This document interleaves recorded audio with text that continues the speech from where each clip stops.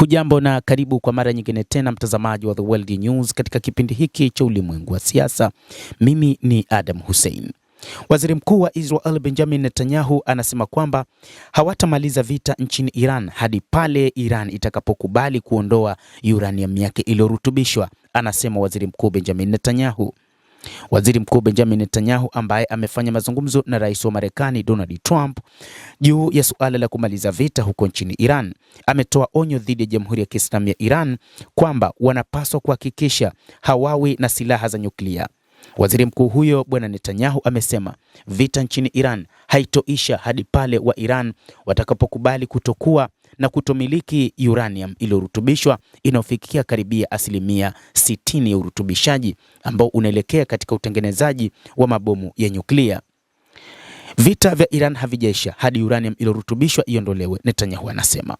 Waziri Mkuu huyo wa Israel Bwana Netanyahu amesema vita na Iran havitaisha kwa sababu Tehran bado ina uranium iliyorutubishwa ambayo lazima iondolewe. Nadhani ilifanya kazi kubwa, lakini haijaisha kwa sababu bado kuna nyenzo za nyuklia, urani iliyorutubishwa ambayo inapaswa kuondolewa kutoka nchini Iran, Netanyahu anasema. Waziri Mkuu huyo wa Israel Benjamin Netanyahu hata wakati huu anasema yupo tayari kurudi tena katika uwanja wa vita ikiwa makubaliano ya Iran na Marekani hayatahusisha suala la nyuklia. Waziri Mkuu huyo wa Israel amesema amefanya kazi kubwa katika mapambano dhidi ya Jamhuri ya Kiislamu ya Iran iondoe nyenzo zake za nyuklia iliyorutubishwa ambayo Netanyahu alisema ni hatari mno kwa mataifa ya Mashariki ya Kati ikiwa ni pamoja na Israel.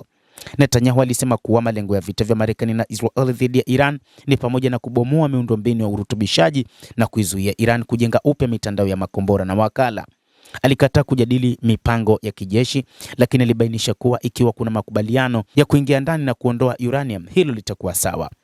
Vyombo vya habari vya Israel vimeripoti kuwa Rais wa Marekani Donald Trump alimhakikishia Netanyahu kuwa hatokubali kuhusika na mrundikano huo wa uranium. Mapema Jumapili, Iran ilijibu mpango wa hivi karibuni wa amani wa Marekani ikitoa wito wa fidia kutoka kwa Marekani na kusisitiza mamlaka yake juu ya mlango wa bahari wa Hormuz. Tehran iliukataa mpango huo wa Marekani na kuutaja kama matakwa ya kupita kiasi ambayo yanapuuza haki za kimsingi za taifa la Iran. Mambo ambayo yamependekezwa. Kwanza, wa Iran unachotaka ni kuondolewa kwa vikwazo vya muda mrefu vilivyowekwa katika mafuta.